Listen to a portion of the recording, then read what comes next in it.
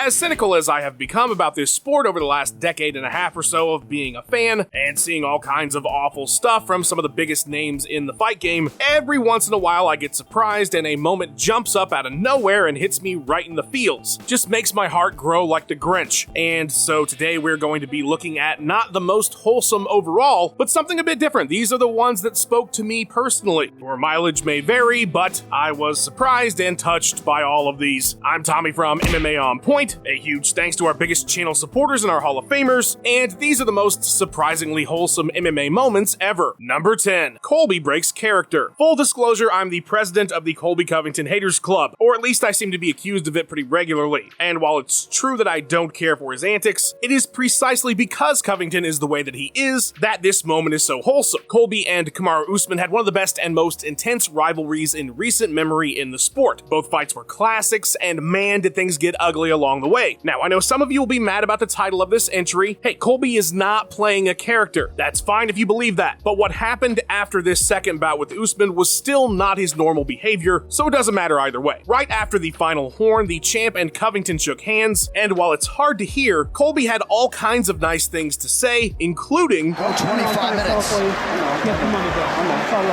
This was then hilariously broken up by Dan Mergliotta, who said, "Alright, go kiss later." It was just not what was expected. When you tell someone their dead coach is going to watch you lose from hell, it's kind of hard to think that you're going to respect that person, but to see those two after the battle have the embrace that they did, it was great, I'll admit it. It's my favorite Colby Covington moment. The only other thing that makes that guy break is Zhang Weili. He melts around her. Number 9. Karolina cries. Now look, there are a lot of moments like this one in MMA. Karolina Kowalkiewicz is not the first fighter to ever break a losing streak, but it was how she expressed it along with a whole bunch of other things that make this one stand out to me. So as I go through the story, it's really about the journey of so many other fighters too. Kowalkiewicz was on a bad run. 5 losses in a row over the course of 4 years. The last 2 were particularly brutal. She required eye surgery after losing to Yan Xiaonan. It wasn't even clear if she'd be able to fight ever again. That was a 1.5-year layoff, and when she came back, she lost to Jessica Penne in the first round via armbar, and at that point thought about just retiring. But after some time away from the sport, she was offered a fight with Felice Herrig, and she knew this was it. It was win here or it's over. So she left her family behind in Poland to train at ATT. The result would be her first ever UFC finish, a second-round rear naked choke. Karolina's emotional celebration afterwards, knowing the brutal road that got her to that moment, and everything that win had to mean to her, it's one of those things that reminds you just how human these fighters are. What makes this moment bittersweet too is the retirement of Felice Herrig right after the fight. One fighter's journey renewed, while another's comes to an end. That's some circle of life shit, and it messes me up every time. Number 8. Krokop sings. The top comment on the YouTube video that this entry comes from was made a year ago, even though the video was posted in 2011, and it says, "This never fails to put a smile on my face, even after all these years." And you know what, Laundry9967? You couldn't have said it any better. This is just pure wholesomeness. Now, if you do enough digging or know Krokop well enough, you know that this stoic Terminator likes to goof and gaff. He's more fun than he seems, but largely our impression of Mirko is that he's colder than those Coca-Cola bears. The guy is one of the most terrifying forces the sport has ever produced. We do know that he has great tastes in music though. I don't care what anybody says, Wild Boys is a banger, and so is California Dreamin' by the Mamas and the Papas, a song that Krokop knows every single word to, and we have that knowledge courtesy of Pat Barry, as the two took a cross-country road trip together back in 2011.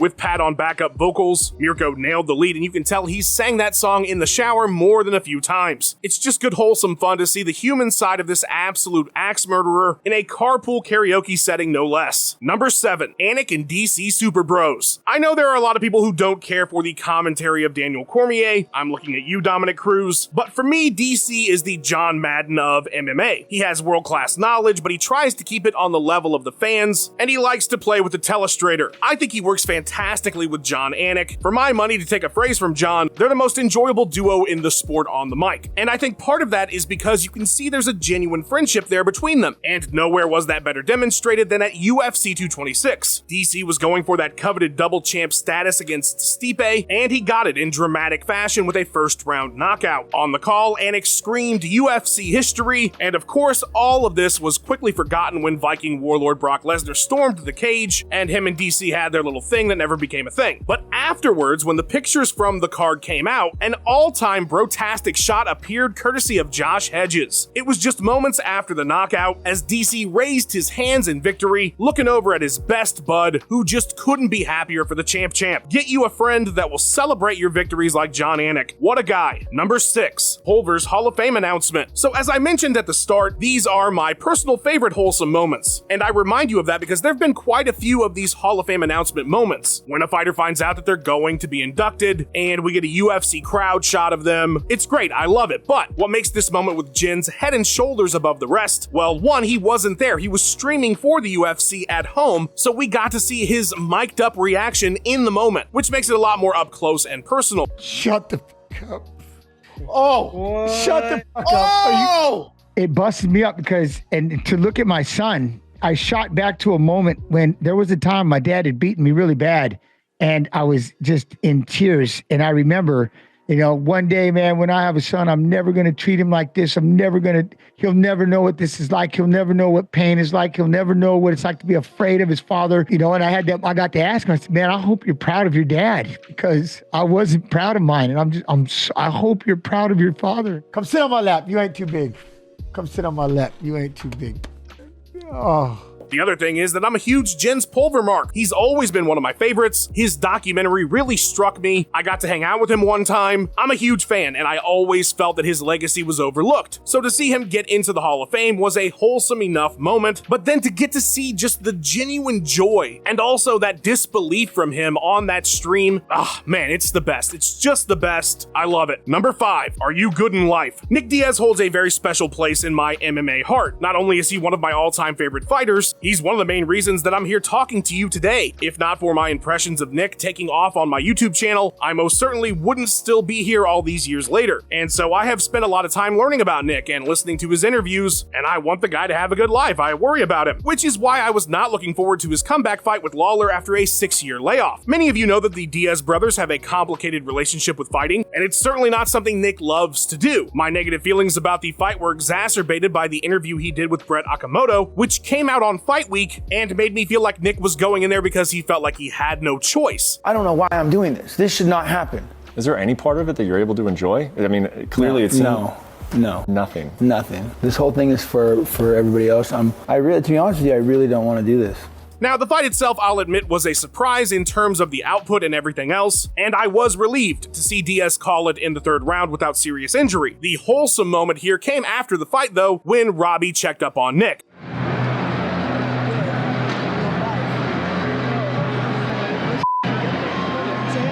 Is there a better dude in MMA than Robbie? You gotta love seeing fighters taking care of each other and having concern about their opponent's well-being outside the cage. It was a rough night, but that ending took a lot of the sting off of watching it. Number 4, Usman meets Debbie. One of the coolest things the UFC does is the thrill and the agony. It's the sort of NFL film style up-close looks at fighters immediately after some of the biggest fights the sport has ever had. It does an amazing job of showing the devastation that comes from losing and the unbridled joy of victory. One of the best moments, and certainly the most wholesome the UFC ever caught backstage, came after Kamaru Usman took the strap from Tyron Woodley. To refresh you a bit, T-Wood was starting to hit the welterweight GOAT convo around the sport, and he got completely dominated by Kamaru. A shattering loss if there ever was one, and a surprise too. So it would be understandable if Woodley's family was not in the mood to talk with the new champ. But of course, if you've been around the sport long enough, you know that Tyron's mother, Deborah, is an absolute saint, and her loving embrace and encouraging words for Usman brought the new champ to tears, along with anybody who has ever seen the video, like Joe Rogan, who watched it with Usman on his podcast one time. Yeah,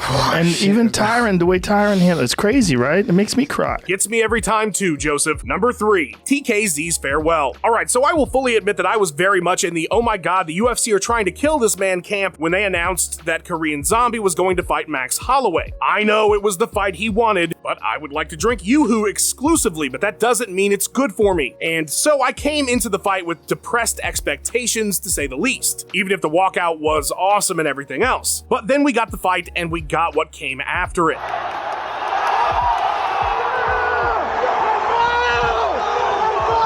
I I cannot think of a more fitting finish for a fighter like Zombie than swinging for the fences and finding himself KO'd, and I mean that in the sincerest way possible. It was absolutely poetic. His interview was bittersweet, talking about his failure to ever become a champion. The part that will just always stay in my heart though, and I'm sure the hearts of many fans for years to come, was the crowd singing his famous walkout music to accompany him to the back, and TKZ in tears hugging his wife. I mean, it doesn't get much more heartfelt than that, and it was a moment from a fighter who was all heart. Number 2, Maddox Maple. For as passionate as we get about fighting and all the nonsense and the rivalries and the drama, there are things so much bigger than MMA, even for the fighters themselves. And one of my all-time favorite moments that exemplifies that sentiment is Cody Garbrandt's friendship with a kid named Maddox Maple. When the two first met, Cody was fighting on the regional scene, and Maddox was fighting for his life against leukemia. Good guy Cody offered up his fight purse to help the family, and from that day forward, over the next 6 years, they fought together, culminating in Maddox going into remission and Cody becoming the UFC Bantamweight champion after a god-tier performance against the best ever Dominic Cruz. They shared the cage together afterwards. Cody put the belt on him. I mean, it's just the most wholesome thing you've ever seen or heard about, the way those two found strength in each other over the course of their journeys, and for it to have such a happy ending, you would have to have a heart of concrete not to get hit hard in the feels by this one. When I was writing this entry, I felt a sense of dread though, as I decided it would be important for me to know how it is Maddox is doing today. And thank the MMA gods, the kid is alive and thriving. Somebody give Cody another title shot just for this, man. I don't care. Number 1, the Tough One finale. I had the good fortune of watching the first Tough finale live when it aired, which